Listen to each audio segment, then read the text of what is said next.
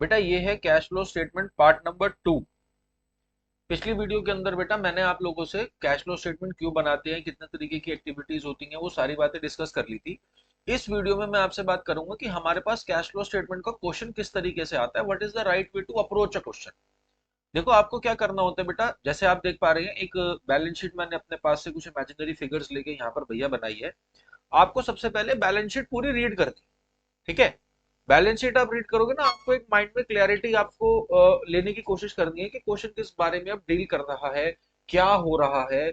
एक अभी की वैल्यू को देख के और पुराने ईयर की वैल्यू को देखकर आपको थोड़ा सा जजमेंट करना होता है। जैसे देखो हमारे पास सबसे पहली चीज बेटा यहाँ पे क्या गिवन है, आप देख सकते हैं इक्विटी एंड लाइबिलिटीज में share holder fund. Share holder fund में पहली चीज क्या गिवन है, शेयर कैपिटल। शेयर कैपिटल का बैलेंस 31 मार्च 2019 और 31 मार्च 2020। तो मैं कह सकता हूं ये वाली value is dealing with the current year and ये वाली value is dealing with the previous year. बोलो हाँ या ना। तो पहले हमारे पास शेयर कैपिटल थी 1 लाख की, आज हो गई 70,000। पहले शेयर कैपिटल और आज, तो ये हमारे पास शेयर कैपिटल कम कैसे हो गई? क्या ये इशू ऑफ शेयर है? क्या है? Buyback of shares. क्या है? Buyback of shares. बोलो हाँ या ना। बेटा बोलो। कोई डाउट है भैया? शेयर कैपिटल की वैल्यू कम हो गई, इसका मतलब क्या? This is buyback of shares. हमने कुछ शेयर्स की रीपेमेंट कर दी होगी। बोलो यस और नो। जब कभी भी बेटा रीपेमेंट ऑफ शेयर्स होगी तो ये कौन सी activity? Operating, investing, financing? Financing. अभी हमने वीडियो 1 में बात करी थी, अगर आपने वो वीडियो बेटा देखी है बहुत बढ़िया बात, नहीं देखी तो एक बार देख लो, तभी एक बेहतर एक क्लैरिटी आ पाएगी। भैया शेयर्स की पेमेंट करना कौन सी एक्टिविटी?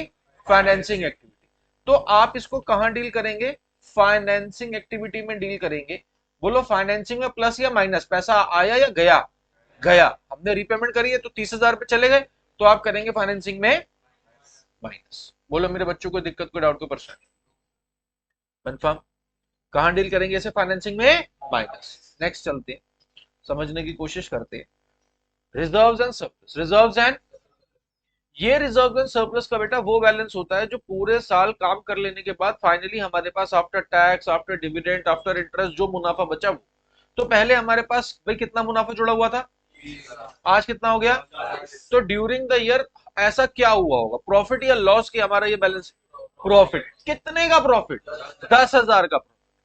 कि भाई साहब 30,000 के रिजर्व्स बढ़ के कितने हो गए? 40,000। तो ड्यूरिंग द ईयर हमने 10,000 का मुनाफा कमाया होगा। बोलो हाँ या ना। मुनाफा कमाना कौन सी एक्टिविटी? Operating activity. तो ऑपरेटिंग में मैं इसको एक पॉजिटिव साइन दिखाऊंगा कि ये मैंने मुनाफा ड्यूरिंग द ईयर कमाया है। बोलो मेरे बच्चों डाउट? कंफर्म? नेक्स्ट देखिए तीसरी चीज, 12% डिबेंचर। 12% पहले कितने के थे? पहले कितने के थे? आज कितने के हैं?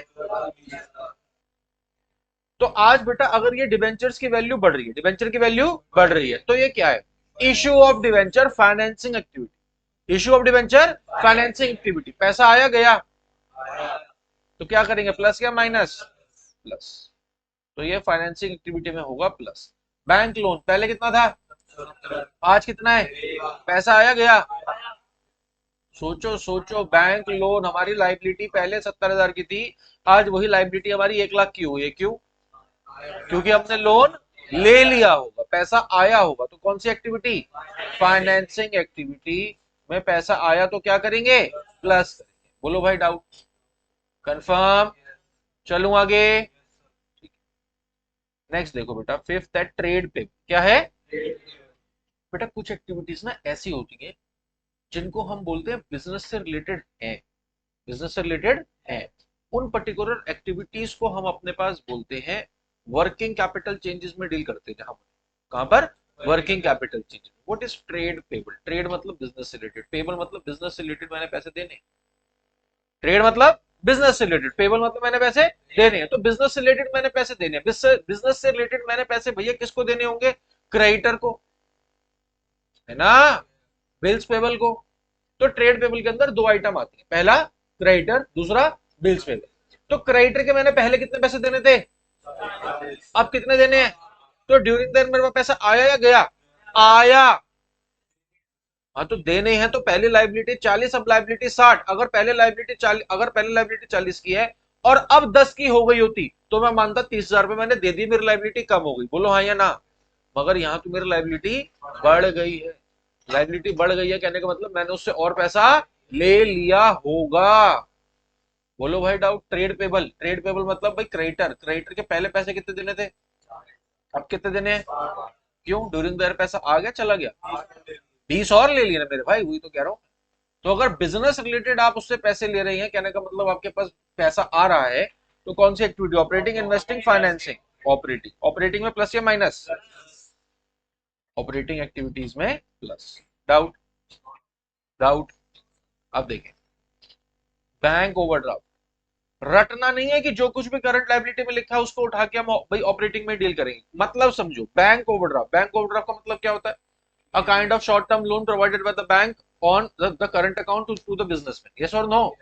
पहले इसकी लायबिलिटी कितनी थी, अब कितनी है? कहने का मतलब पहले हमने बैंक के 15,000 देने थे, अब कितने देने? 25,000, क्योंकि बैंक ने हमें और पैसे दे दिए होंगे, लोन हमें और दे दिया होगा। जब लोन दे दिया होगा तो लोन ले लिया हमने, लोन लेना कौन सी एक्टिविटी? तो फाइनेंसिंग में पैसा आया गया? आया। Plus minus? फाइनेंसिंग एक्टिविटी में ये होगा प्लस। बोलो बेटा डाउट? कंफर्म? बात समझ आई? This is how you should approach a question. आप पहले उसकी बैलेंस शीट जरा रीड करें कि उसमें लिखा क्या है, फिर सोचें समझें। एक्टिविटी सोचो कौन सी, और पैसा आया या गया, दो ही तो काम है। पहला एक्टिविटी, दूसरा कैश का इनफ्लो, इनफ्लो या आउटफ्लो। ये बात आपने सेग्रीगेट करनी है। बोलो डाउट? एक काम करते हैं, एसेट साइड भी मैंने आप लोगों के लिए तैयार करी है, पहले इसको भी समझ लेते हैं, ठीक है? देखो, फुल फ्लैश क्वेश्चंस की ओर जाके क्वेश्चन सॉल्व करना इज टोटली सेकेंडरी। पहले कंसेप्ट समझ आ जाए, आप गिरे ना आगे जाके क्वेश्चन में, तो पहले ये चीज तसल्ली से समझ लें। चलूं आगे? बोलो। देखिए बेटा, एसेट साइड पे सबसे पहले हमें भैया क्या चीज मेंशन्ड है? Land and building. Land and non current assets के अंदर हमारे पास एक एसेट गिवन है लैंड एंड बिल्डिंग, जिसकी पहले वैल्यू कितनी थी? आज वैल्यू कितनी है? कहने का मतलब 30,000 रुपए से लैंड एंड बिल्डिंग कम हो गई, 30,000 से लैंड एंड बिल्डिंग कम हो गई। दिस में बी डेप्रिसिएशन, दिस में be, but this also may be sale, this also may be sale. तो इसको बेटा ज्यादा जानने के लिए हम यहाँ पर machinery, land and building account बनाते हैं। अगर डेप्रिसिएशन की वैल्यू गिवन है, सेल परचेज की वैल्यू गिवन है, वो एक फर्दर स्टेप का पार्ट है। बट फिलहाल हम इसको सेल एज्यूम कर लेते हैं। क्या एज्यूम कर लेते हैं? सेल। देखें बेटा, तो अगर सेल हुई है तो सेल होना कौन सी activity? Operating, investing, financing. Operating, investing, financing. Investing. भैया लैंड एंड बिल्डिंग, मशीनरी का या किसी भी एसेट का बिकना, एसेट का खरीदना बेचना, उस पर आने वाली इनकम कौन सी एक्टिविटी? Investing activity. पैसे आए गए? कोई बोल रहा है गए, कोई बोल रहा है सोच समझ के बोलो। 1,00,000 रुपए की भैया चीज थी, 70,000 रह गई, क्योंकि 30,000 बिक गई। जब 30,000 बिक गई तो पैसे आए या गए? पैसे। कौन सी एक्टिविटी? ठीक है, तो इन्वेस्टिंग एक्टिविटी के अंदर पैसे आए तो हमने कर दिया प्लस। बोलो बेटा डाउट? नेक्स्ट चलते हैं, नॉन करंट इन्वेस्टमेंट। हमने इन्वेस्टमेंट कर रखी थी 30,000, आज वो कितनी हो गई? इन्वेस्टमेंट कर देना कौन सी एक्टिविटी? इन्वेस्टमेंट कर देना कौन सी एक्टिविटी? इन्वेस्टिंग। पैसे आए गए? कैसे आ जाएंगे मुझे बताना जरा। नहीं नहीं नहीं, दिक्कत ही ये है ना कि भीड़ चाल चल रही है, ऊपर प्लस तो अब भी भाई प्लस हो गया, पैसे कैसे आ जाएंगे मुझे बताओ। ऐसी इन्वेस्टमेंट मैं भी करूंगा कि मेरी इन्वेस्टमेंट एक साल में पहले 30,000 हो, फिर वो 40,000 हो जाए इन्वेस्टमेंट, और मेरे पास से पैसे भाई रादर देन गोइंग आ भी जाए, मजा आ जाएगा बेटा। मुझे बताना जरा, मैंने कहीं सोना खरीद के रख रखा हो 30, 40, 50, 60 हजार रुपए का, और वो लाख रुपए का सोना भी हो जाए भाई पड़े पड़े, और मेरे पास से पैसे जाने की बजाय आ भी जाए, बेटा आई लव यू टू। कृपा करके मुझे ऐसी इन्वेस्टमेंट बता दो कहां करनी। बेटा इन्वेस्टमेंट कितनी थी, अब कितनी हो गई? पैसे आए या गए? गए। तो ये कौन सी एक्टिविटी है? इन्वेस्टिंग। इन्वेस्टिंग के अंदर क्या करेंगे? इन्वेस्टिंग के अंदर क्या करेंगे? माइनस। क्लियर है? दिमाग लगाएंगे। डेटर्स, डेटर्स की पहले वैल्यू कितनी थी? आज कितनी हो गई? 2,20,000। का मतलब अगर डेटर की वैल्यू कम हुई होती, डेटर की वैल्यू, डेटर वो बंदा जिसने मुझे पैसे देने, अगर डेटर की वैल्यू 2 लाख से हुई होती 1.5 लाख, तो मैं क्या मानता कि भाई साहब इसने मुझे पैसे दे दिए, इसने मुझे पैसे दे दिए, पैसे आ गए, तो प्लस या माइनस? प्लस। मगर यहाँ पे उल्टा हो रहा है, तो प्लस या माइनस? माइनस। कौन सी एक्टिविटी? ऑपरेटिंग। स्टॉक के बारे में सोचें। स्टॉक की वैल्यू पहले कितनी थी, आज कितनी है भाई साहब? अगर स्टॉक की वैल्यू बढ़ रही है, स्टॉक की वैल्यू, तो क्या है ये, परचेज ऑफ स्टॉक या सेल ऑफ स्टॉक? परचेज के चक्कर में पैसे आए गए, गए ना, तो प्लस माइनस कौन सी एक्टिविटी? बेटा मैंने आपको इन्वेस्टिंग की डेफिनेशन में लिखवाया भी था कि परचेज ऑफ एसेट की बात एक्सेप्ट स्टॉक, एक्सेप्ट स्टॉक, क्योंकि भैया स्टॉक खरीदना इज बिजनेस एक्टिविटी, स्टॉक खरीदना इज बिजनेस एक्टिविटी, तो ये होगा ऑपरेटिंग में माइनस। कहां पर होगा, ऑपरेटिंग में माइनस। बोलो डाउट? बेटा करंट इन्वेस्टमेंट्स और बैंक ये दोनों ही are the part of cash and cash equivalents, this two are the parts of cash and cash equivalents. इनको हम कैसे डील करते हैं मैं आपको थोड़ा सा बताता हूं। हम क्या करते हैं मेरे बच्चों, तीनों एक्टिविटीज लिखते हैं, जो भी भैया इनकी डिटेल है। सबसे पहले ऑपरेटिंग एक्टिविटीज हम वही बनाते हैं कि पैसा कहाँ कहाँ से आया, कहाँ कहाँ से गया। फिर हम इन्वेस्टिंग एक्टिविटी बनाते हैं, फिर हम फाइनेंसिंग बनाते हैं। कौन से बनाते हैं, फाइनेंसिंग। अंत में अगर मैं इसको ए बोल दूं, इसको बी बोल दूं और इसको सी बोल दूं, हम करते हैं ए प्लस बी प्लस सी। फिर हमारी कोशिश रहती है हम यहाँ पे लिखें opening cash and cash equivalents, और बचना चाहिए अपने आप closing cash and cash equivalents. इस तरीके से बेटा हम कुछ क्वेश्चन करते हैं। मैं अब आपको इस चैप्टर में डील होने वाले कुछ क्वेश्चंस की ओर लेके चलता हूं फॉर बेटर क्लियरिटी। उसमें कुछ अगर इंपॉर्टेंट या अलग से डिफरेंट पार्ट आएगा तो उसको भी मैं आपके साथ डील करते चलूंगा। बोलोगे डाउट है? ठीक है, बुक्स निकाल लो बेटा फटाफट। देखिए बेटा ये क्वेश्चन लिया है मैंने आप ही की बुक से, this is practical problem number 39। मैं क्वेश्चन बेटा रीड करता हूँ और साथ साथ यहाँ पर आपको कैश फ्लो में कैसे इन चीजों को हम पोस्ट करते हैं वो भी भाई सिखाते चलता हूँ। देखते हैं जरा। वो कहता है from the following balance sheet of young limited, young India limited, हम लोगों को एक कैश फ्लो स्टेटमेंट बनानी। बोलो हाँ या ना। डिटेल्स कुछ इस तरीके से हैं, balance sheet of Young India Limited as at 31 March 2023। हमें पहले गिवन है 2023 के बैलेंस और फिर गिवन है 2022 के बैलेंस। तो मैं यहाँ पे लिख लेता हूँ this is the current year and this is the previous year. बोलो हाँ या ना। आवाज नहीं आ रही। सबसे पहले मेरे को गिवन है शेयर कैपिटल। सबसे पहले क्या गिवन है, शेयर कैपिटल का बेटा पहले मेरे पास बैलेंस था 2 लाख, आज वो बैलेंस हो गया है 2,50,000। तो बताओ शेयर्स की वैल्यू बढ़ गई कम हो गई? ये हमने रीपेमेंट करा या issue? Issue. Issue of shares कौन सी एक्टिविटी? पैसे आया गए, आए। तो अगर मैं फाइनेंसिंग एक्टिविटी के अंदर यहाँ पे लिख दूं कि भाई साहब issue of shares, issue of कितने वैल्यू आए हैं भैया, 50,000 रुपए आए। बोलो हाँ या ना। तो क्या किसी के पेट में कोई डाउट है? ठीक है नेक्स्ट। रिजर्व्स एंड सरप्लस वो लिखता भी है ब्रैकेट में, balance statement of P and L. पहले हमारे पास बैलेंस था 82,000, आज हो गया 1,83,000। तो ड्यूरिंग द ईयर भैया हमने मुनाफा कमाया या नुकसान? मुनाफा कमाना कौन सा भैया एक्टिविटी? Operating activity. पॉजिटिव बात या नेगेटिव बात? पॉजिटिव बात। तो अगर मैं यहाँ पे लिख दूं भैया इसको सरप्लस करके कि मैंने ये मुनाफा कमाया है 1,83,000 माइनस 82,000, तो मैंने भैया मुनाफा कमाया 1,01,000। किसी को कोई डाउट है? चले जी आगे चलते हैं। जो चीजें मैं डील करता जा रहा हूँ उनको भैया मैं मार्क भी कर देता हूँ। शेयर कैपिटल और रिजर्व्स एंड सरप्लस ये दोनों चीजें मैंने डील कर ली। नेक्स्ट, लॉन्ग टर्म बोरिंग्स के अंदर मेरे को गिवन है 15% डिबेंचर। 15%। पहले इन डिबेंचर्स की भैया वैल्यू कितनी थी? 50। अब कितनी है? 80। अगर 50,000 की डिबेंचर आज 80,000 के हो गए, 50,000 की डिबेंचर आज 80,000 के हो गए, तो ये क्या है, डिबेंचर का इशू या रिडम्पशन? इशू। पैसे आए गए, आए। कितने पैसे आए? 30,000। डिबेंचर इशू करना कौन सी एक्टिविटी? फाइनेंसिंग एक्टिविटी में मैंने लिख दिया issue of debentures, issue of 30,000 रुपए मेरे पास आ गए। बोलो हाँ या ना। हाँ या ना। अच्छा ध्यान से देखो यहाँ पर ना कुछ एडजस्टमेंट्स मेरे बच्चों हिडन भी होती है। क्वेश्चन उतना भी सिंपल नहीं जितना आपने अभी तक समझा है। थोड़ी सी एक यहाँ पे बात देखो, यहाँ पे कितने परसेंट लिखा है? 15%। तो डिवेंचर के आगे जो ये जो 15% मेंशन रहता है, क्यों मेंशन रहता है? क्योंकि हमने 15% इंटरेस्ट ऑन डिवेंचर देना है। बोलो हाँ या ना। तो क्या पूरा 1 साल बीत गया और हमने डिवेंचर के ऊपर इंटरेस्ट नहीं दिया होगा? दिया होगा। डिवेंचर के ऊपर इंटरेस्ट दिया होगा। तो डिवेंचर के ऊपर इंटरेस्ट पे करना कौन सी एक्टिविटी? Financing activity. भैया हमने बातचीत डील करी थी कि अगर हम डिवेंचर इशू करते हैं और उसकी वजह से उसके ऊपर कोई इंटरेस्ट वगैरह पे करना पड़ता है, कौन सी एक्टिविटी? Financing activity. तो हम ये मान के चलते हैं कि ये जो 15% डिवेंचर्स के ऊपर इंटरेस्ट है ये मैंने 50,000 रुपए के ऊपर पे कर, इसके ऊपर हम ये एज्यूम कर रहे हैं। आप आगे बेटा जब बड़े क्वेश्चंस डील करोगे तो वो एग्जैक्ट डिटेल्स आपको बताएगा कि भैया ये जो 30,000 रुपए के डिबेंचर हमने इशू करे वो हमने कब करे, वो हमने, देखो मैं आपको समझाने की कोशिश करता हूँ, इधर ध्यान दो। अगर मैं इस क्वेश्चन की बात करूं तो यहाँ पर हमारे पास है 15% डिबेंचर।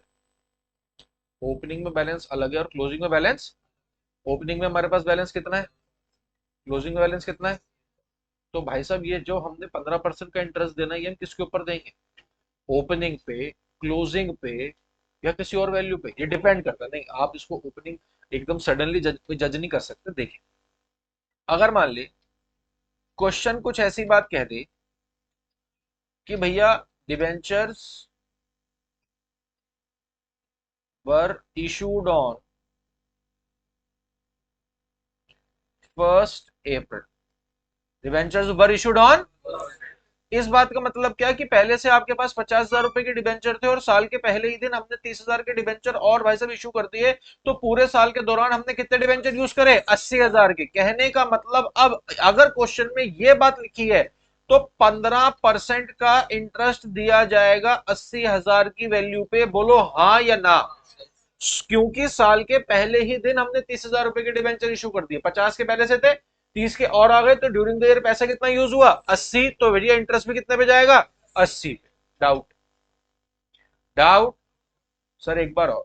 अगर मान लो क्वेश्चन में कुछ ऐसा लिखा है कि भाई sir debentures were issued on 31 March, debentures were issued on 31, इस बात का मतलब क्या है कि पूरा साल हमने 50,000 रुपए के डिबेंचर भाई साहब यूज करें। साल के आखिरी दिन इन 50,000 रुपए के अंदर 30,000 के डिबेंचर हमारे पास और जुड़ गए और टोटल वैल्यू कितनी हो गई, 80,000। मुझे बताओ मैंने कितनी वैल्यू यूज करी सारे साल, 50,000। तो इस पर्टिकुलर केस के अंदर 15% का इंटरेस्ट किस वैल्यू पे दिया जाएगा, 50,000 पे। बोलो हाँ या ना, हाँ या ना। अब क्वेश्चन में कुछ और अतरंगी बात भी वो कह सकता है, एकदम डिफरेंट। क्या कि भैया ये जो डिबेंचर हैं ये हमने इशू करे थे, debenture were issued on 1 October, on 1 October. Sir इस बात का मतलब क्या, अरे इस बात का मतलब उतना ही सिंपल है, वही लॉजिकल है कि भाई साहब हमने इसका मतलब अप्रैल से लेके सितंबर तक, अप्रैल से लेके 6 मंथ्स तक हमने यूज किए 50,000। बोलो हाँ या ना। और फिर हमें 30,000 रुपए और मिल गए। तो कहने का मतलब अक्टूबर से लेके मार्च तक, अक्टूबर से लेके मार्च तक हमने भाई से कितनी वैल्यू यूज करी, 80,000। कितनी वैल्यू यूज करी, 80,000। तो अब हम इंटरेस्ट जो है वो अकॉर्डिंगली देंगे। कैसे देंगे, हम एक काम करेंगे, हाँ जी बिल्कुल ठीक बात है, इस 50,000 पे 15% फॉर 6 मंथ्स, बोलो यस और नो, और इस 80,000 पे भी 15% फॉर 6 मंथ्स। इस तरीके से अब हम इंटरेस्ट कैलकुलेट करेंगे। तो whatever is mentioned in the question we act accordingly. मगर इस पर्टिकुलर क्वेश्चन के अंदर कुछ भी मेंशन्ड नहीं, यहाँ पे कोई भी एडिशनल इंफॉर्मेशन या कुछ ऐसी बात हमें मेंशन नहीं है जो ये बताए कि डिवेंचर कब इश्यू है। तो हम जो चाहे वो मान सकते हैं, कोई दिक्कत परेशानी वाली बात नहीं है। जस्ट एक आंसर के एंड में हमें अजम्पशन लिखनी होती है। मैं यहाँ पे ये मान के चल रहा हूं कि भैया ये डिवेंचर जो है वो इशू हुए थे, वर issued on 31 March, were issued on 31 मार्च। इसलिए मैं 50,000 रुपए पे इंटरेस्ट कैलकुलेट कर रहा हूं। 50,000 का 15% कितना होता है, 7,500, है ना। तो 7,500 रुपीज अगर मैं डिवेंचर पे इंटरेस्ट पे कर रहा हूँ, कौन सी एक्टिविटी, फाइनेंसिंग एक्टिविटी। पैसा आया गया, पैसा आया गया, गया। तो भाई साहब interest on debenture, interest on debenture कितनी वैल्यू गई, 7,500। चल बोलो बेटा डाउट, चलूं आगे, ठीक है नेक्स्ट पढ़े। नेक्स्ट क्या कहता है वो, ट्रेड पेबल। ट्रेड पेबल का पहले कितना पैसा दे देना था, 1,10,000। अच्छा एक बात सुनो और समझो, एक छोटा सा मुद्दा, इंटरेस्ट ऑन डिवेंचर पे करना। मैंने वो मुकेश अंबानी के बेटे वाला एग्जांपल लिया था। डिवेंचर पे इंटरेस्ट पे करना बिजनेस रिलेटेड खर्चा है या नहीं है, नहीं है। ये पहले प्रॉफिट में से क्या हो चुका होगा। अगर हमें रियल प्रॉफिट जानना है, ऑपरेटिंग प्रॉफिट जानना है, तो हम इसे क्या करेंगे, प्लस। तो मैंने यहाँ पे एक बार प्लस भी कर देता हूँ, इंटरेस्ट ऑन डिवेंचर कितनी वैल्यू है 7,000। अब आगे चलते हैं, ट्रेड पेबल पहले वैल्यू तो 1,10,000, अब 1,50,000, पहले कितनी, अब दिमाग लगाओ, दिमाग लगाओ, हमने पहले क्रेडिटर्स के पैसे देने थे 1,10, आज हमने क्रेडिटर के पैसे देने 1,50, क्योंकि पैसे आ गए, क्योंकि पैसे आ गए। चलो मैं भाई साहब प्लस कर देता हूँ, ऑपरेटिंग में, ये बिजनेस रिलेटेड है, ये तो पता ही होगा, ठीक है जी, प्लस इंक्रीज इन ट्रेड पे 40,000। नेक्स्ट देखें, अदर करंट लाइबिलिटीज, हमारी लाइबिलिटी थी पहले कितनी 20, आज कितनी है 12, तो लाइबिलिटी कम क्यों हो गई, क्योंकि लाइबिलिटी की क्या हो गई पेमेंट, पैसे आए गए, प्लस माइनस, तो यहाँ पे मैं 8,000 रुपए कर देता हूँ minus decrease in other current liability. बोलो बेटा डाउट, बोलो मेरे बच्चों डाउट, ठीक है जी आगे चलते हैं। अब आते हैं बेटा हम थोड़ा सा एसेट्स की ओर, पढ़ो बेटा मेरे साथ साथ रीड करो। प्रॉपर्टी प्लांट एंड इक्विपमेंट पहले वैल्यू कितनी थी, अब कितनी है, ये जो वैल्यू हमारे पास बढ़ रही है, ये जो वैल्यू हमारे पास बढ़ रही है, तो परचेज सेल, परचेज सेल, पैसा आया गया, गया, तो भाई साहब परचेज करी, वैल्यू बोलो, परचेज ऑफ प्लांट, पैसा हमारे पास से चला गया इसलिए नेगेटिव है, मैं भैया ब्रैकेट में लिख रहा हूं, 274 माइनस 117 कीजिए, वैल्यू बताइए, 1, चेक कर लो बेटा 157 है या नहीं, चेक कर लो मेरे बच्चों,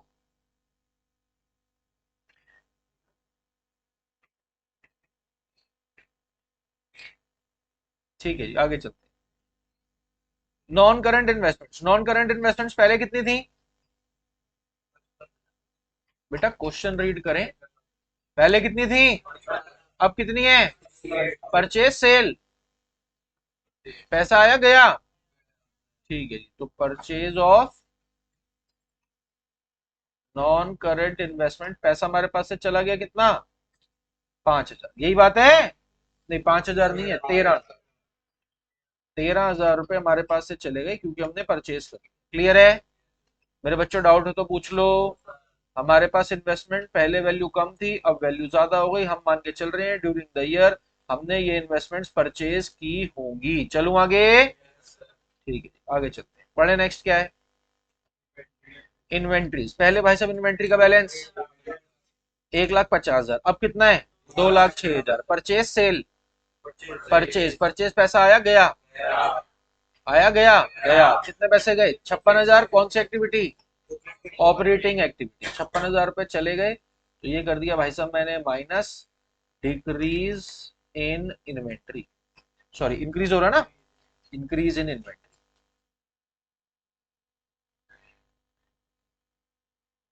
चलो नेक्स्ट देखें, ट्रेड रिसीवेबल पहले कितने थे, आज कितने हैं, कहने का मतलब हमारा ट्रेड रिसीवेबल की वैल्यू बढ़ रही है कम हो रही है, कम हो रही है, तो अगर डेटर वगैरह की वैल्यू कम हो रही है तो पैसे आगे चले गए, आ गए, कितने आ गए 38,000 आ गए, decrease in trade receivable, decrease in trade, last क्या है कैश एंड कैश इक्विवेलेंट, उसको अभी हमने टच नहीं करना।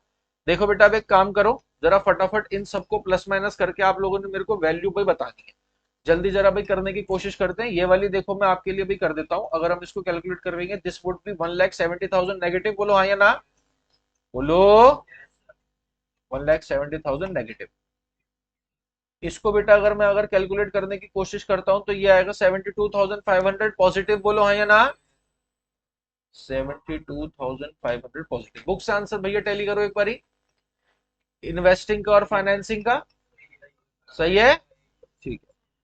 अब देखो ऑपरेटिंग का एक बार कैलकुलेट कर लो, फिर मैं इसकी पैकिंग भी सिखाता हूँ, कितनी 1,22,500 पॉजिटिव नेगेटिव, पॉजिटिव। अब बेटा इधर ध्यान दो, आपको लिखना कैसे है बेटा, how do you present this particular part, आप इसको ऐसे लिखते हैं क्योंकि ये पॉजिटिव फिगर है, कौन सी फिगर है पॉजिटिव, मैं क्वेश्चन यहाँ से हटा देता हूँ because I don't need the same now, अच्छा नहीं अभी तो मेरे को चाहिए होगा क्योंकि ऑपरेटिंग के वो ओपनिंग कैश कैश चाहिए, वो लिख लेता हूँ यहाँ पर मैं अपने पास, ओपनिंग का जो है कैश का बैलेंस वो मुझे गिवन है 70,000, और क्लोजिंग का जो कैश का बैलेंस है वो मुझे गिवन है 95।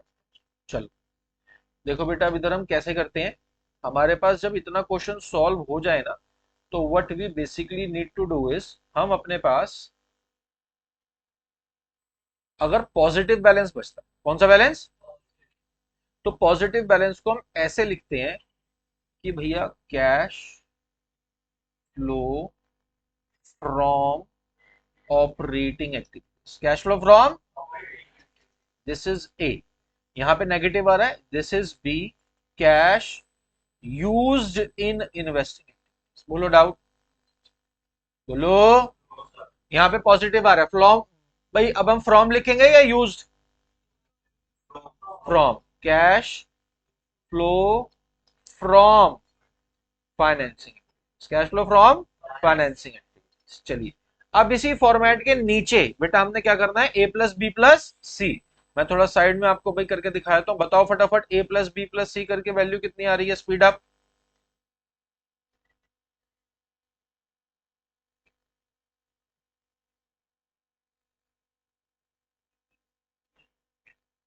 हाँ जी, 1,20,000 नेगेटिव, बेटा कैलकुलेट कर लो फटाफट।